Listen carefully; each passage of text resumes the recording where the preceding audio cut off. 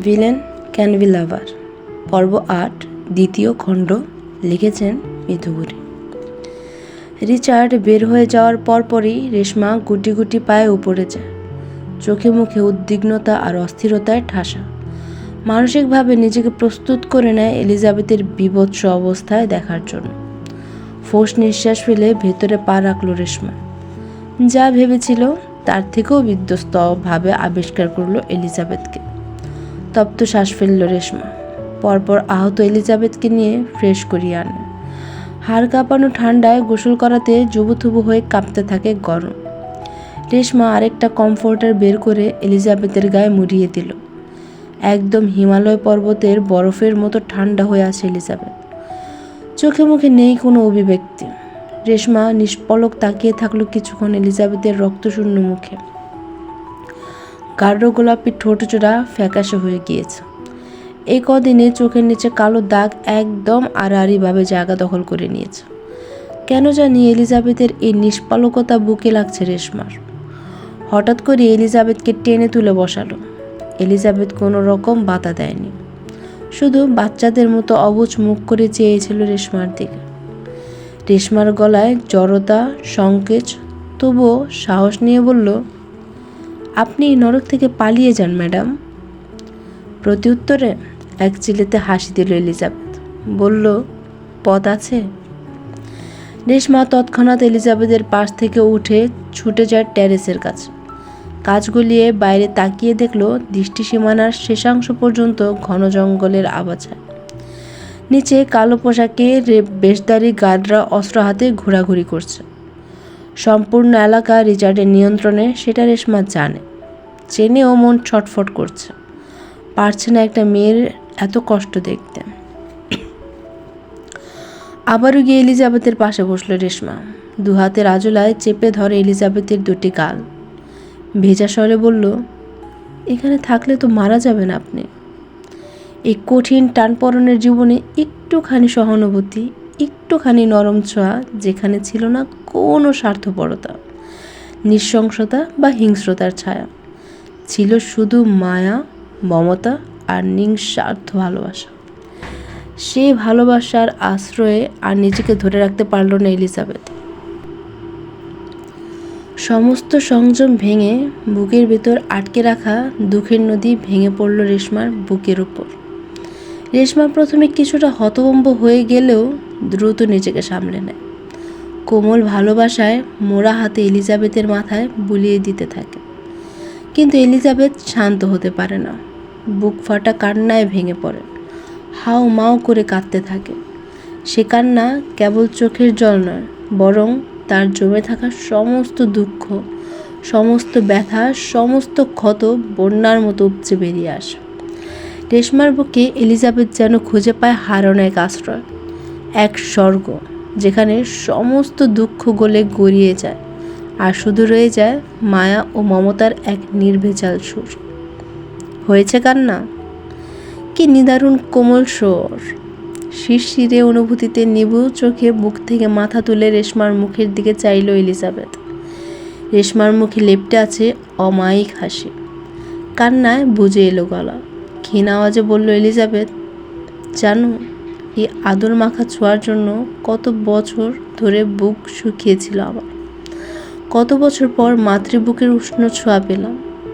এলিজাবেথের কান্নায় জড়িয়ে আসা কণ্ঠ যা সোজা গিয়ে বিঁধতে থাকে রেশমার বক্ষপিঠে।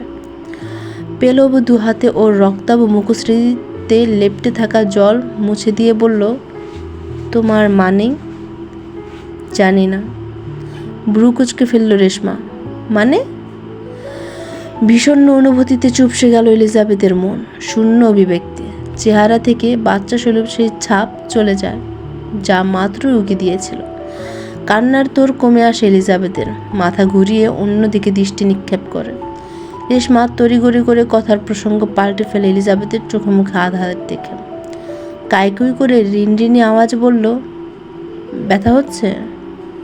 চোখে পানি সমেত হাসল এলিজাবেথ। বনেতেহীন বলল, আমার শরীর তুলোর মতো নরম হলেও ভেতর থেকে খুবই শক্ত ধাঁচে। ব্যথা সয়ে রয়ে যায়, একটু জ্বরও আসবে না আমার, দেখে নিয়েন।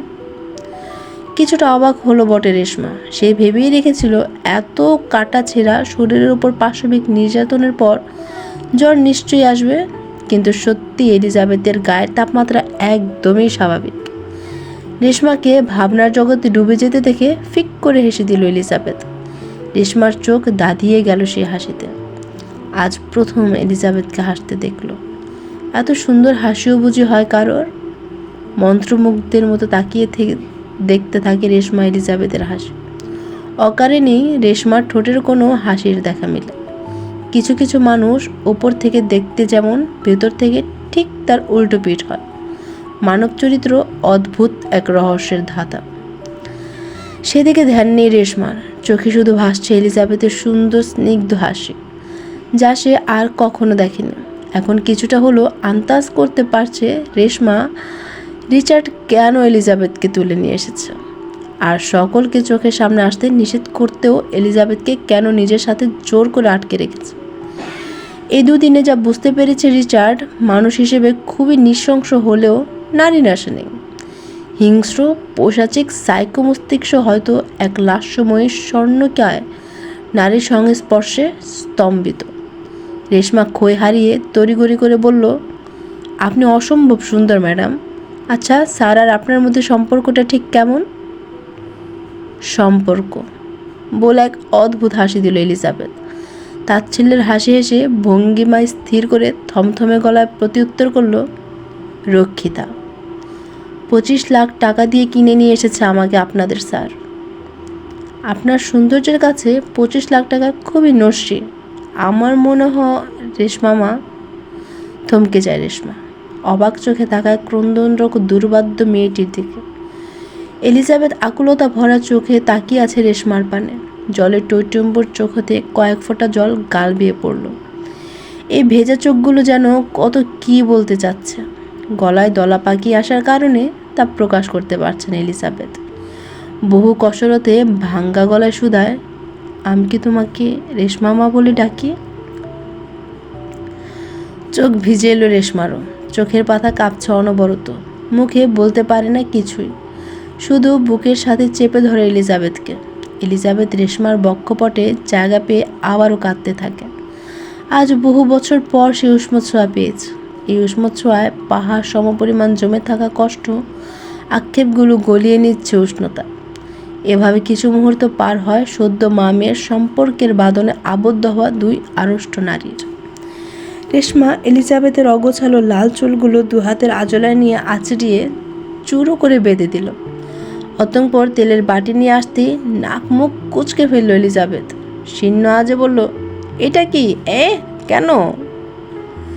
রেশমা তেলের বাটি নিয়ে এলিজাবেথের পেছনে বসলো। বিলি করে করে প্রতিটা ভাজে ভাজে ভালো করে ম্যাসাজ করে দিতে দিতে বলল, স্যার বলেছে চুলগুলোর যত্ন নেওয়ার জন্য। কথার পারদে চোয়াল শক্ত হলো এলিজাবেথের। স্যার নামক সেই নরঘাতকের কথা অর্হনিশ্বে যেতেই চোখের সামনে ভেসে উঠল এক হিংস্র দানবীয় শক্তপোক্ত জীবক। ঘৃণায় মন পিষিয়ে ওঠে এলিজাবেথের। আকাশ তলিয়ে গিয়েছে আধারে। আধার রাজ্যের রাজারা এখন রাজত্ব করে নিয়েছে আকাশে। সাথে ভুবন তলিয়ে গিয়েছে খুটখুটে অন্ধকারের আড়ালে। আজ আকাশে চাঁদের পাশে সেনাবাহিনীর মতো জ্বলজ্বল করে জ্বলতে থাকা শত শত উজ্জ্বল নক্ষত্রগুলো নেই। সম্ভবত বৃষ্টি আসবে একটু পরপর। দিন ডাকছে। টেরেসে কাঁচ দিয়ে তৈরি দরজা লক থাকার কারণে বাইরে থেকে আলো বাতাসের শব্দ খুব কমে আসে ভিতরে। যেই বাবা সেই কাজ, হঠাৎ আকাশ ভেঙে বৃষ্টি নামে। বজ্রপাতের শব্দে কেঁপে ওঠে এলিজাবেথের গরণ একটু পরপর। রেশমা এলিজাবেথকে রাতের খাবার আর ওষুধ খাইয়ে দিয়ে চলে গিয়েছে সেই কখন, কিন্তু এখনও ঘুম ধরা দেয়নি এলিজাবেথের চোখে। জীবন নামক অস্বস্তির সাথে মিশে যাওয়া কঠিন সূত্রের হিসেব মেলাতে খুবই ব্যস্ত আড়ষ্ট মেয়েটা। তবে শত ভেবেও সেই সকল সূত্রের সমাধান মেলাতে পারেন এলিজাবেথ। বীজগণিতের অঙ্কের মতো 4 পৃষ্ঠে ভুল সূত্র মিলিয়ে শেষে গিয়ে ফলাফল 0 ভুল। জীবনের কঠিন সত্যগুলো সঠিক সূত্রের মতো এসে খাতার কোনা বরাবর 2 টানে কেটে দেয়। চোখে আঙ্গুল দিয়ে অর্হনিশ্চে স্কুল ছুটির ঘন্টার মতো হাতুড়ি দিয়ে আঘাত করে জোরে জোরে শব্দ করে জানিয়ে দেয়, তুমি ভুল। সঠিক সূত্র মেলাতে ব্যর্থ তুমি। চোখের পানি শুকিয়ে আবারও ভিজে আসে। দেয়ালের সাথে সেট করে রাখা ড্রাগনের পেন্টিং থেকে আসা তীর্যক রশ্মিতে কিছুটা আলোকিত আলিশান কামরা। হঠাৎ হন্তদন্ত পায়ে কাক ভেজা অবস্থায় কামরায় প্রবেশ করলো রিচার্ড। শরীর বেয়ে বেয়ে বৃষ্টির পানির পবিত্র ফোঁটাগুলো চুইয়ে চুইয়ে পড়ছে এক অপবিত্র পাপিষ্ট কায়া থেকে। এলিজাবেথ তখনও কঠিন হিসাবের ফাঁকফুঁক করে তাকিয়েছিল। আলো জ্বলতেই অচেতন হয়ে ফিরে। রিচার্ডকে দেখে কেঁপে ওঠে সমস্ত শরীর। কমফোর্টার দিয়ে নিজেকে ভালোভাবে পেঁচিয়ে নেয় দ্রুত। রিচার্ড শক্ত চিবুকে একবার দুর্বাদ্য এলিজাবেথের দিকে তাকিয়ে সরাসরি যায় ক্যাবিনেটের কাছে। ক্যাবিনেটের তৃতীয় সারির ডোর খুলতে উন্মুক্ত হয় দামি দামি মদের সমারোহ। সারি সারি মদের বোতল, ড্রাগস, ইঞ্জেকশন দিয়ে সজ্জিত এক তাকের পুরো অংশ। নামি দামি সকল ব্র্যান্ডের মদ রয়েছে এখানে। চোখ বড় বড় হয়ে যায় এলিজাবেথের।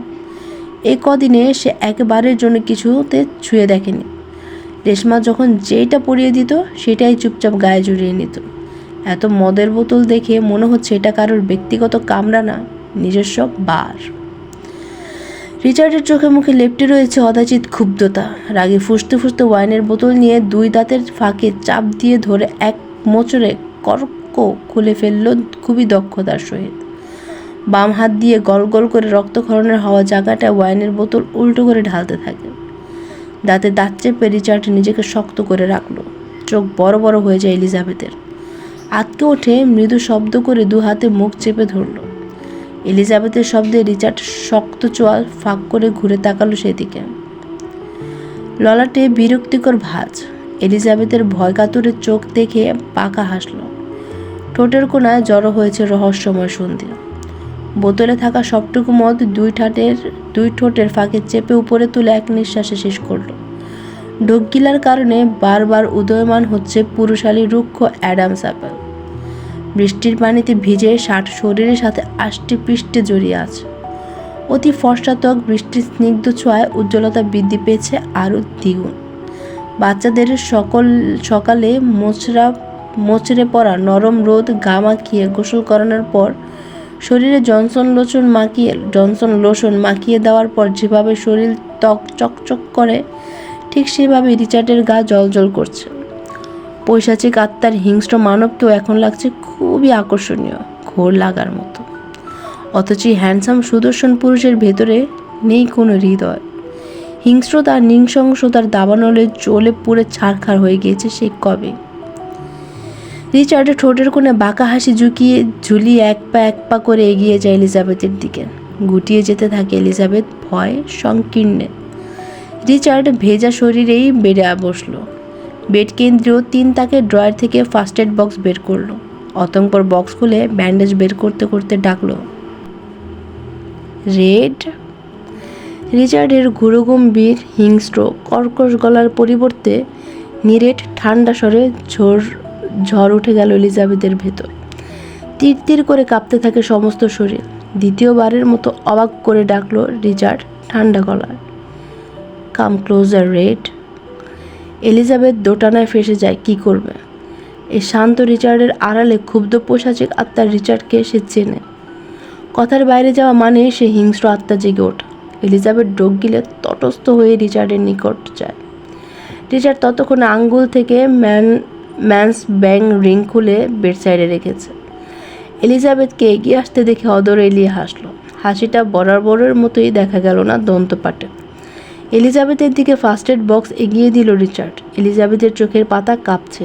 উৎসুক হয়ে তাকায় রিচার্ডের দিকে। রিচার্ড ব্রু উঁচিয়ে ইশারা দিল ড্রেসিং করে দেওয়ার জন্য। এলিজাবেথ এবার কাছ থেকে তাকালো রিচার্ডের হাতের দিকে। হাতের উপরের পিঠ আঙ্গুলের ভেতর তেসরাভাবে কেটে গিয়েছে। কোনো ধারালো ছুরি দিয়ে হবে হয়তো। নিশ্চয়ই কারোর দিন শেষ ছিল আজ। ফিনকি দিয়ে অঝরে রক্ত ঝরছে এখনো। গা শিউরে ওঠে। হাত কাঁপতে থাকে এলিজাবেথের, যা ন্যাকামো ছাড়া কিছুই মনে হলো না রিচার্ডের কাছে। শক্ত করে এলিজাবেথের হাত চেপে ধরে রক্তাক্ত জায়গায় ছিটকে দূরে সরে যায় এলিজাবেথ। রিচার্ডের শশব্যস্ত বিদ্যুৎ বেগী চাহানি দেখে বুক শুকিয়ে এলো। ঠোঁট গোল করে পরপর ঘন কয়েকবার নিঃশ্বাস ছেড়ে সাহস সঞ্চয় করে এগিয়ে আসে।